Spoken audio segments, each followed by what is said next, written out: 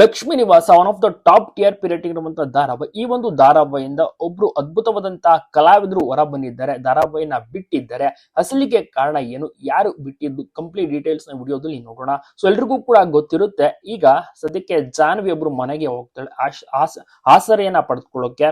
So ಹೌದು, ನರಸಿಂಹ ಒಂದು ಪಾತ್ರವನ್ನ ಮಾಡ್ತಾ ಇದ್ರಲ್ಲ ಅಶ್ವಥ್ ನೀನಾಸಂ, ಸೊ ಇವರೇ ಈಗ ಧಾರಾವಾಹಿಯನ್ನ ಬಿಟ್ಟಿರುವಂತದ್ದು. ತುಂಬಾ ಚೆನ್ನಾಗಿರುವಂತಹ ನಟ ಇವರು. ಮತ್ತೆ ಇವರನ್ನ ಬೇರೆ ಬೇರೆ ಧಾರಾವಾಹಿಗಳಲ್ಲಾಗಿರ್ಬೋದು, ಬೇರೆ ಬೇರೆ ದೊಡ್ಡ ದೊಡ್ಡ ಸಿನಿಮಾಗಳಲ್ಲಾಗಿರ್ಬೋದು, ಕಳನಟನ ಪಾತ್ರ ಆಗಿರ್ಬೋದು, ಈ ರೀತಿ ನಾನಾ ರೀತಿಯ ಪಾತ್ರಗಳನ್ನ ಮಾಡಿದಂತವ್ರು ಅಶ್ವಥ್ ನೀನಾಸಂ ನೋಡೇ ಇರ್ತೀರಾ.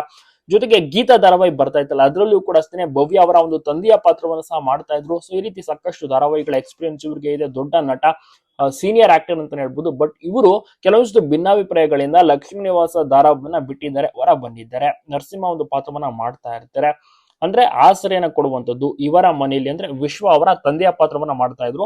ಜಾನ್ವಿ ಇವರ ಮನೆಯಲ್ಲೇ ಚಂದನಾಗಿ ಹೋಗಿ ಉಳ್ಕೊಳ್ಳುವಂತದ್ದು, ಅಂದ್ರೆ ಸೇಫ್ಟಿ ಪರ್ಪಸ್ಗೋಸ್ಕರ ಅಲ್ಲೇ ಆ ರೀತಿಯ ಒಂದು ಕತೆ ಬರ್ತಾ ಇತ್ತಲ್ಲ. ಸೊ ಬಟ್ ಧಾರಾವಾಹಿನ ಬಿಟ್ಟಿರೋದಕ್ಕೆ ಬಹಳಷ್ಟು ಜನರಿಗೂ ಕೂಡ ಬೇಸರ ಇದೆ. ಅಷ್ಟು ಚೆನ್ನಾಗಿರುವಂತಹ ಕಲಾವಿದರು ಯಾತಕ್ಕಾಗಿ ಬಿಟ್ಟರು, ಏನು ಭಿನ್ನಾಭಿಪ್ರಾಯ ಅಂತೆಲ್ಲ ಸಾಕಷ್ಟು ಜನರು ಕೂಡ ಕ್ವಶನ್ ಮಾಡ್ತಿದ್ದಾರೆ.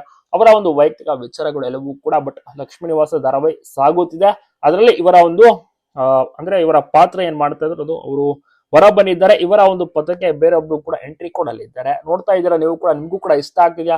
ಜಾನ್ವಿ ಜಯಂತ್ ಯಾವಾಗ ಒಂದಾಗ್ತಾರೆ, ಮತ್ತೊಮ್ಮೆ ಯಾವಾಗ ಇಬ್ರು ಕೂಡ ಭೇಟಿ ಆಗ್ತಾರೆ ಕಾಣ್ತಾರೆ, ಎಲ್ಲವನ್ನೂ ಕೂಡ ಒಂದು ಟ್ವಿಸ್ಟ್ ಮೂಲಕ ಮುಂಬರುವ ದಿವಸಗಳಲ್ಲಿ ನೋಡ್ಲೇಬಹುದು.